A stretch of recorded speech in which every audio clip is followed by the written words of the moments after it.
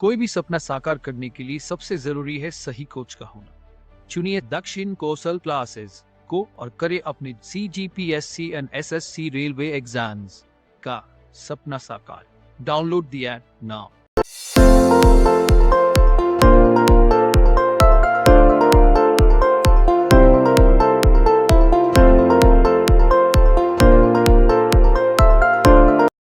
This is Nilesh Kumar और आपका स्वागत है दक्षिण कौशल क्लासेस प्लेटफॉर्म पर। और आज हम लोग बात करने वाले हैं छत्तीसगढ़ में आरक्षण संबंधी विवाद पर। आप सभी को पता है, जैसा कि हमने लास्ट वीडियो में बताया था कि CGPSC ये छत्तीसगढ़ व्यापम की वैकेंसी आएंगी कि नहीं, है ना।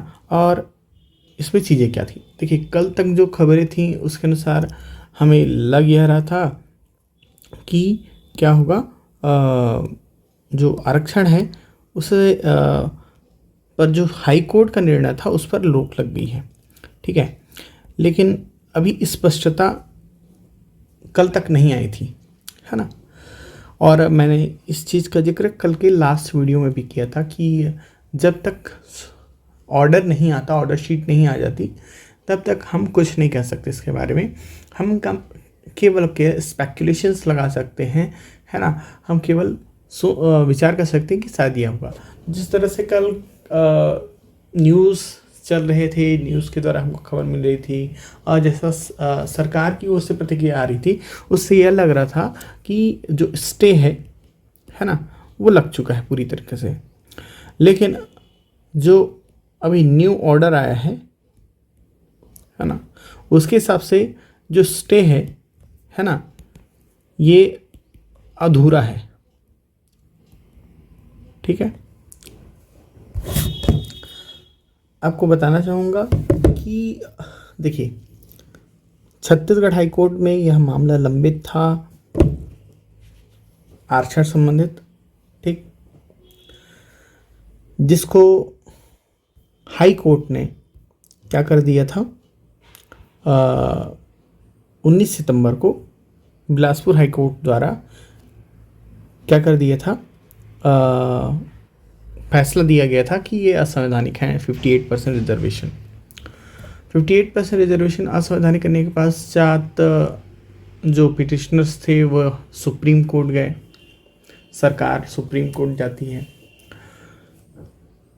सुनवाई होते रहती है, एक तारीख के ऊपर तारीख मिलते रहती है। 21 अप्रैल की सुनवाई में आखिरी बहस के दिन, है ना,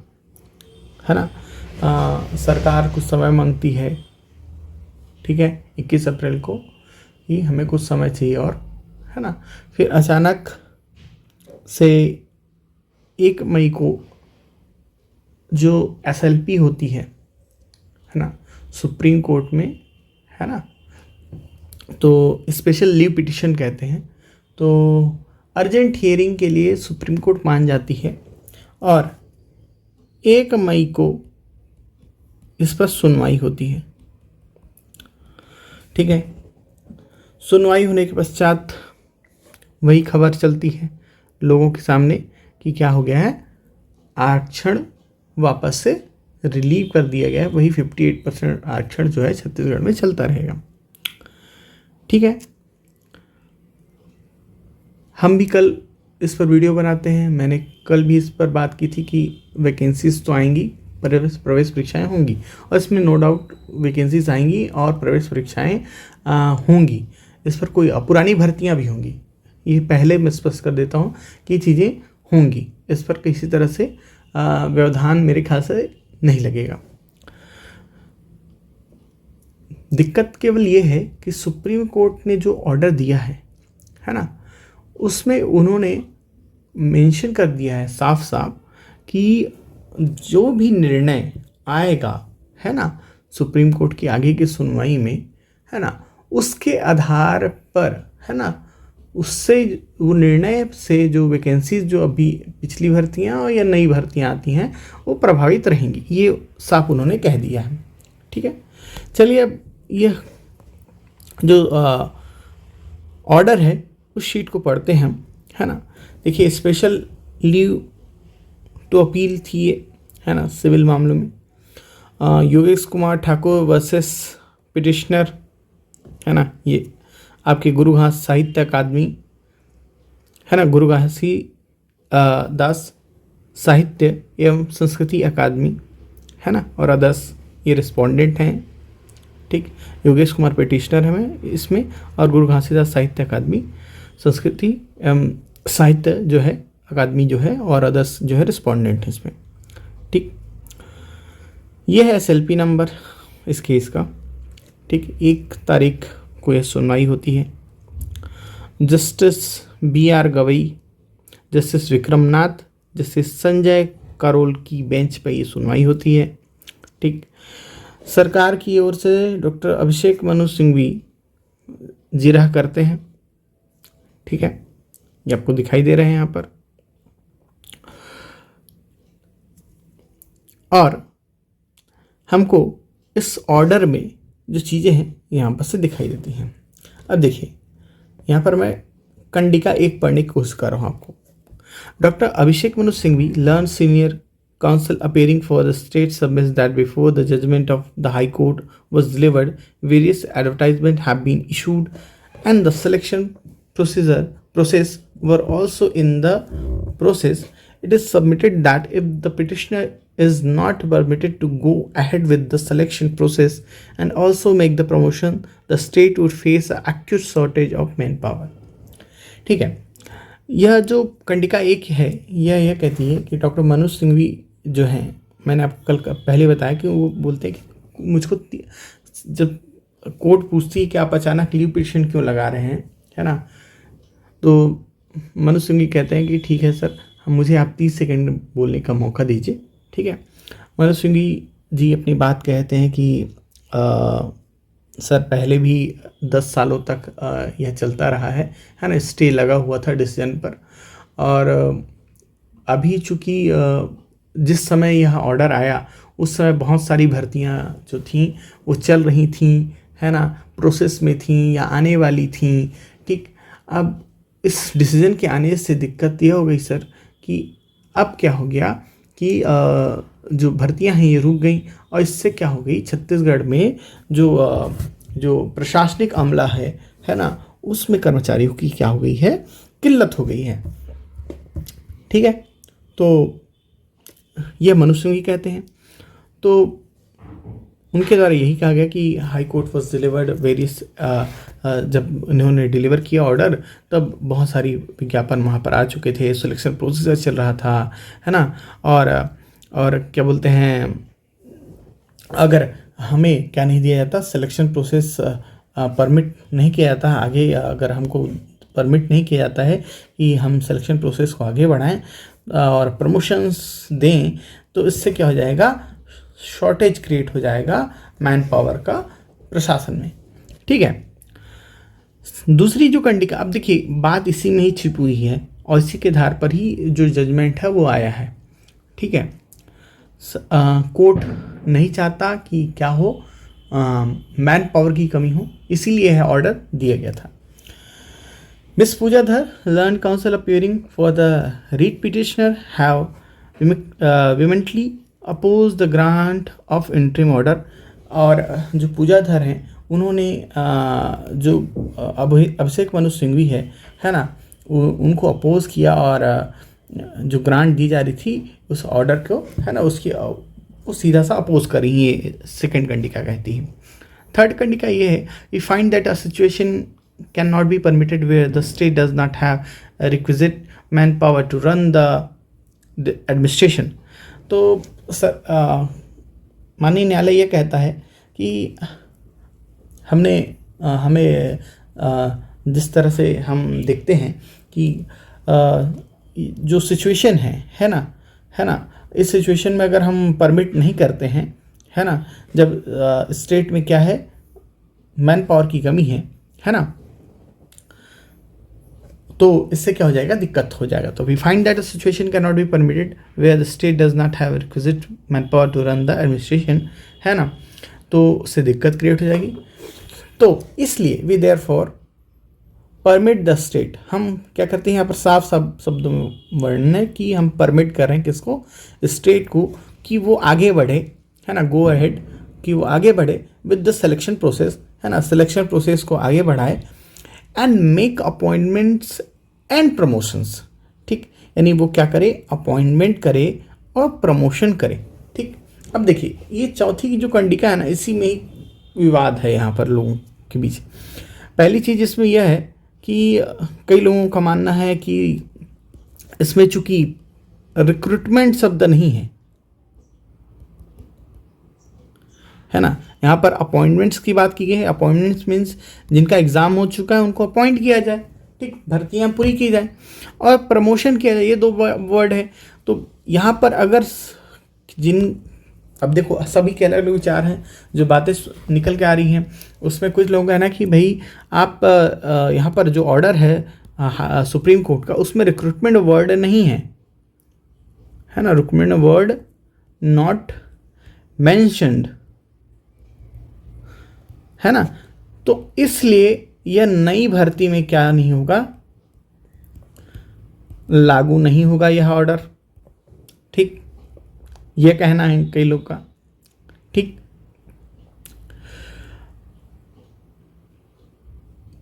ये इस आपकी कंडिका से समझ में आ रहा है। फिर हम पांचवी कंडिका को पढ़ते हैं। However it is made clear that the same shall be the subject to the result of petition, यानी इसमें उन्होंने यही बात करने की कोशिश की है कि जो भी ये जो भर्तियां होंगी उसमें यह जरूर मेंशन रहेगा कि जो भी रिजल्ट आएगा इस पिटिशन का, अंतिम निर्णय जो होगा, है ना, उस पर निर्भर रहेगा, है ना, ये मेंशन किया जाएगा। फिर से उसी बात को वो रिपीट करते हुए कहते हैं कि all appointments and promotions order shell specially mentions that such appointments and promotions are subject to the final outcome of the present proceeding, यानी वर्तमान में जो कार्रवाई चल रही है ना, उसके फाइनल जो ऑर्डर आता है उस पर यह निर्णय निर्भर करेगा, जो भी वैकेंसीज जो यहाँ पर भर्ती हो रही है। ठीक, तो प्रथम दृष्टया तो यहाँ पर यही चीज़ समझ में आती है कि रिक्रूटमेंट वर्ड नहीं मेंशन किया गया तो यह शायद नई भर्ती पर लागू नहीं होगा। लेकिन यहीं पर, है ना, जब यहाँ पर तीसरी कंडिका जो है वो कहती है कि ऐसी सिचुएशन है जब क्या है, हमारे पास मैन पावर की कमी है, मैन रिसोर्सेज की कमी है प्रशासन को चलाने के लिए, है ना। तो कई लोगों का मानना यह है कि शायद नई भर्तियों में भी ये चीज़ लागू होंगी। और जैसा आपका स्टेट गवर्नमेंट का, है ना, ये थर्ड जो यहाँ पर आपको दिख रहा है, उसके हिसाब से पहली चीज़ जो है कि अगर शॉर्टेज है ना, तो शॉर्टेज है। दूसरी चीज़ सरकार का जो रुख है, सरकार की प्रक्रिया जैसी दिख रही है। इन दोनों आधार पर हम यह मानने की कोशिश करते हैं कि शायद नई भर्ती पर भी यह लागू होगा।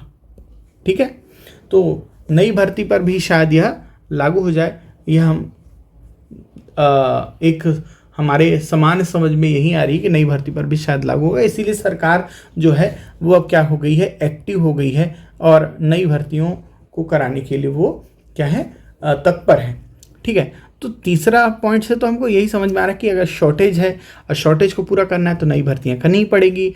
और जब सुप्रीम कोर्ट कह ही रहा है कि हम सिचुएशन जो है उसके हिसाब से आपको परमिट कर रहे हैं कि मैन पावर की आप क्या करिए, भर्ती करिए। लेकिन चौथी कंडिका जो है वो यह कह रही है कि केवल यहाँ पर, चूँकि यहाँ पर केवल अपॉइंटमेंट और प्रमोशंस की बात की गई है, रिक्रूटमेंट्स की बात नहीं की गई है ना। तो यहाँ पर ये अस्पष्ट है, यहाँ पर, है ना, अस्पष्टता दिख रही है। ठीक, कि एक्चुअल में ये चीज़ें वर्क करेंगी कि नहीं करेंगी। ठीक है, तो उससे यहाँ अस्पष्टता आ रही है ना। अभी ऑर्डर में क्या है, अस्पष्टता है। कोई भी क्लियरली यह बताने की स्थिति में नहीं है कि पुरानी भर्तियाँ किस परसेंट पर होंगी, है ना, पुरानी भर्ती कितने प्रतिशत आरक्षण पर आएंगी, या नई भर्तियां जो होंगी वो कितने प्रतिशत पर आरक्षण पर आएंगी, 50% ही रहेगा, 58% होगा। ठीक, ये अभी भी अस्पष्ट है। ठीक है, और इसी पर प्रतिक्रिया देते हुए जो आपके बी के मनीष हैं, ठीक है, बी के मनीष जो हैं एक संविधान विशेषज्ञ हैं, वो उन्होंने, है ना, उन्होंने उनकी एक क्या आई है, वर्डिक्ट आया है, उसमें उन्होंने बताया कि, है ना, कि 7 बजे करीब, कल शाम को 7 बजे सुप्रीम कोर्ट का ऑर्डर मिला है, ठीक, जिसमें गवई जो है माननीय न्यायमूर्ति, उनकी अध्यक्षता वाली 3 सदस्यीय पीठ ने, है, नियुक्ति प्रक्रियाओं और पदोन्नति की सशर्त अनुमति दे दी है। ठीक, सशर्त अनुमति, वही मैंने वर्ड कहा कि सशर्त, कि शर्त यह है कि भाई जो अंतरिम राहत है ना अभी फ़िलहाल मिली हुई है नियुक्तियों और भर्तियों पर, है ना, वो सशर्त है। वो शर्त इस यह है कि अंतिम जो रिज़ल्ट आएगा, है ना, उसी पर चीज़ें डिपेंड होगी। लेकिन यहाँ पर वो कह रहे हैं कि नियुक्तियों और भर्तियों पर, है ना, नई भर्तियों और नियुक्तियों पर यह लागू हो रहा है या नहीं हो रहा है, या किस तारीख से लागू यह होगा, ये अभी भी स्पष्ट नहीं है। तो स्पष्टता अभी भी नहीं दिख रही है, वही BK मनीष ने भी कहा है।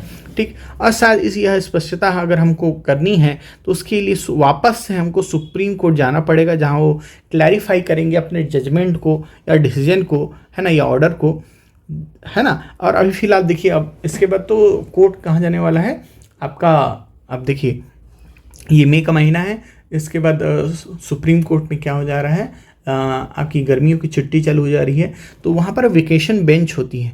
तो सुप्रीम कोर्ट उस वेकेशन बेंच के में जो प्रोसेस है, चीज़ें की सुनवाई है, कुछ कुछ जो मुद्दे होते हैं उनकी सुनवाई होती रहती है, तो शायद वेकेशन बेंच के पास यह चीज़ ले जानी पड़ेगी, जहाँ क्या होने की संभावना है, कुछ स्पष्टता आने की संभावना है।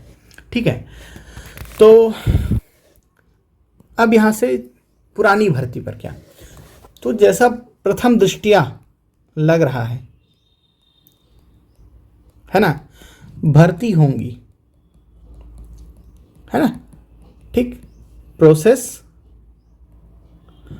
आगे बढ़ेगा, ये दिख रहा है। ठीक, तो ये पुरानी भर्ती तो क्लियर हो जाएगी, इसमें कोई दिक्कत नहीं है ना। आरक्षण जो है, ये प्रतिशत क्या होगा, इसको लेकर अभी भी अस्पष्टता है, जो आपके क्लैरिफिकेशन आने के बाद ही शायद स्पष्ट हो। लेकिन समानता हमें लग रहा है कि ये 58% पर ही हो, लेकिन ये भी अंतिम निर्णय से पर डिपेंड करेगा। ठीक है, तो इसकी टेंशन नहीं है, इन्हें पुरानी भर्ती जो है वो होगी। फिर अब बात है प्रवेश परीक्षाओं का क्या। तो देखिए, आज की न्यूज़ में आपको ये देखने को मिला है कि आरक्षण मामले को सुलझने के बाद राज्य में इंजीनियरिंग और पॉलिटेक्निक और फार्मेसी समेत जितने भी शिक्षा संस्थानों में प्रवेश भर्ती है वो व्यापम के द्वारा आयोजित होनी है। ठीक, और इसका शेड्यूल वो जल्द ही जारी करेंगे, है ना। 11 टाइप की प्रवेश परीक्षाएं यहाँ पर होनी है, 11 प्रकार की, जिसमें आपका PPT, pre pharmacy test, PPHT, pre agriculture test जिसको PAT कहते हैं, pre BEd, pre DLEd, BSc nursing, MSc nursing, post basic nursing, pre engineering जिस PET कहते हैं, प्री पॉलिटेक्निक PPT कहते हैं, ये सब होनी है। ठीक, अब अभी तक इसका प्रोसेस स्टार्ट नहीं हुआ है, जल्दी आपको नोटिफिकेशन देखने को मिल सकता है। इसके अलावा शिक्षक पात्रता परीक्षा के लिए 26 तक कर सकेंगे आवेदन।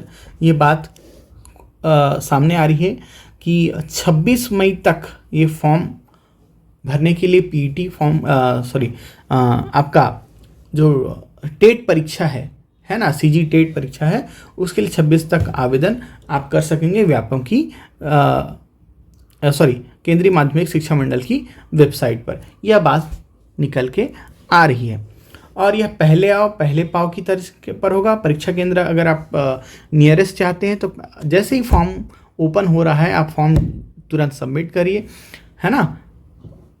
और ये किस पर होगा, आपका जैसे C-टेट जो होता है वो कंप्यूटर मोड में जुलाई अगस्त के बीच हो रहा है, अभी फॉर्म डले हैं इसके C-टेट के, है ना। अब देखिए, ये खबर तो सामने आ रही है, और जहाँ तक ऑर्डर से भी लग रहा है कि इसको भी क्या दिया गया है, थोड़ा सा आपका यहाँ पर आसान किया गया है प्रवेश परीक्षाओं के लिए। तो प्रवेश परीक्षाएं होंगी और जल्द होंगी, है ना, ज़्यादा समय नहीं दिया जाएगा।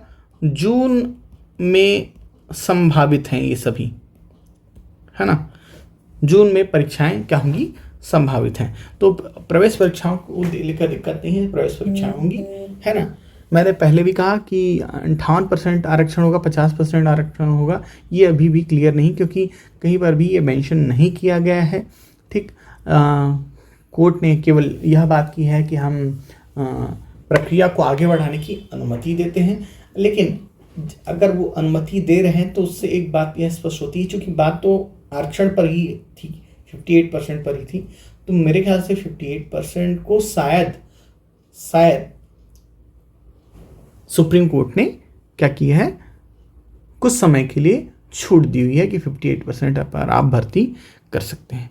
ठीक है, और इतिहास रहा है सुप्रीम कोर्ट का अभी तक, जो पहले से भर्तियां हो चुकी हैं, है ना, मैं पुरानी भर्तियों की भी बात करूंगा, जिस परसेंट पर, जिस आरक्षण पर भर्ती हो गई है उस पर सुप्रीम कोर्ट छेड़खानी नहीं करता है। वो भर्तियों में अगर किसी की भर्ती हो गई है तो उनको फिर से क्या नहीं करता है, हटाता नहीं है, है ना। तो लगभग 58% पर ही होने के चांस है। अब बात आती है नई भर्तियों की, तो सरकार तो रेडी है भाई, है ना, सरकार क्या है, रेडी है। ठीक है, भर्तियां तो होंगी। बात आता है आरक्षण का। ठीक, आरक्षण की बात आती है तो अभी भी यह प्रश्न का विषय है ना, कि क्या होगा, है ना। अब यह तब पता चलेगा जब क्या होगी, नोटिफिकेशन की घोषणा होगी, जब नोटिफिकेशन आएगा, है ना, तब यहाँ पर चीज़ें क्लियर हो पाएंगी। ठीक है, लेकिन आप यह मान के चलिए, देखिए मैं पहले ही बोला कि यहाँ पर सितंबर और अक्टूबर के बीच यहाँ पर आपके घोषणा होनी है किसकी, आचार संहिता की। और आचार संहिता जो है ना, उस लगने के बाद नोटिफिकेशन नहीं आता है, तो इससे पहले क्या करना पड़ेगा, नोटिफिकेशन निकालना पड़ेगा। ठीक है, तो अभी चल रहा है मई, है ना, मई के बाद जून, जुलाई और अगस्त, ये 3 महीने का समय है। और इन 3 महीने में ही आपको क्या देखने को मिलेंगी, भर्तियां देखने को मिलेंगी। ठीक है, रिजर्वेशन क्या होगा ये स्पष्ट नहीं है। ठीक है, जो जजमेंट आता है, जो क्लैरिफिकेशन आता है वो आने दीजिए। ठीक है, हम अभी से इसके बारे में पहले ही कोई रिज़ल्ट पर नहीं पहुंच सकते हैं। ठीक है, तैयारी करते रहिए, समय कम है, 2-3 महीने का जो समय बचा है ना, इस पर आप अपना क्या कर दीजिए, जी जान लगा दीजिए, टाइम कम है। ठीक, देखो एग्ज़ाम तो देना ही है आपको। ठीक है, अब आरक्षण तुम्हारे हाथ में तो है ही नहीं, एग्ज़ाम देना आपके हाथ में है, आपके हाथ में तैयारी है ना, आपके हाथ में मेहनत है। और अगर आप मेहनत कर देते हैं, है ना, तो आप जाके कहीं पर पोस्ट ले सकते हैं। समय कम है तो इसलिए मेहनत पर फोकस करिए, इधर उधर ज़्यादा मत भटकिए, है ना। 2-3 माह का जो समय है रिवाइज करिए अच्छे से, मैथ्स, रीजनिंग, कंप्यूटर, लैंग्वेज, ठीक, सीजी, इस पर अच्छे से फोकस करिए और तैयारी को अपना सुदृढ़ करिए। ठीक है, वैकेंसीज गारंटेड है, वैकेंसीज आएगी, है ना, आएगी, है ना। एग्ज़ाम तो होगा ही, एग्ज़ाम होगा। ठीक, और यह कब होगा, आपके जून, जुलाई, अगस्त में आपको ये देखने को मिल सकता है। ठीक है, तो आपको अच्छे से तैयारी करना है तो आप अच्छे से तैयारी करिए, इन सब चीज़ों पर मत फंसिए। और नई भर्तियाँ आएंगी ही ज़रूर, है ना, उससे प्रभावित तो नहीं होगी, क्योंकि चुनाव का समय है। सरकार चाहती भी है कि वो क्या करे, एग्ज़ाम्स निकाले, भर्तियाँ निकाले। और सुनने को आ रहा है करीब 27,000 भर्तियाँ सरकार करने वाली हैं। ठीक है, अब ये 27,000 भर्तियाँ क्या होंगी, कैसे होंगी, इस पर हम कुछ कमेंट नहीं कर सकते। कई बार यह जो डेटा होता है वो राजनीतिक भी होता है, राजनीति से प्रेरित होता है। ठीक, तो इस पर अभी कुछ नहीं कर सकते, लेकिन बहुत सारी भर्तियाँ हैं जो आएंगी, है ना। ठीक है, तो प्रिपरेशन करते रहिए, जो आपके हाथ में है, आपके हाथ में बाकी कुछ चीज़ नहीं है ना। तो प्रिपरेशन करते रहिए, मेहनत करते रहिए, 3 माह का समय है, अच्छे से तैयारी करिए और एग्ज़ाम दीजिए। ठीक है, तो इंतज़ार करते हैं क्लैरिफिकेशन का, तब तक आप अच्छे से मेहनत कीजिए। हमारे यूट्यूब में बहुत सारी वीडियोस हैं, उस पर आप जाके स्टडी कर सकते हैं। कुछ दिनों में हम छत्तीसगढ़ की फ्री सीरीज़ निकालने वाले हैं, जहाँ पर हम पूरे छत्तीसगढ़ को कवर करने की कोशिश करेंगे। इसके अलावा हमारा प्रादेशिक भूगोल का वीडियो लेक्चर सीरीज़ चल रहा है, आप जाकर उसे भी देख सकते हैं। ठीक है, तो मिलते हैं नेक्स्ट वीडियो में। अगर ये वीडियो आपको पसंद आई होगी तो आप लाइक करें, और अगर आपको कुछ सुझाव हैं, आप कुछ बोलना चाहते हैं, तो आप मर्यादित रूप से कमेंट भी करिए, और इसके साथ ही आप चैनल को सब्सक्राइब कर लीजिए अगर आपको ऐसे वीडियोस लगातार देखने हैं तो। ठीक है, तो मिलते हैं नेक्स्ट वीडियो में। Thank you.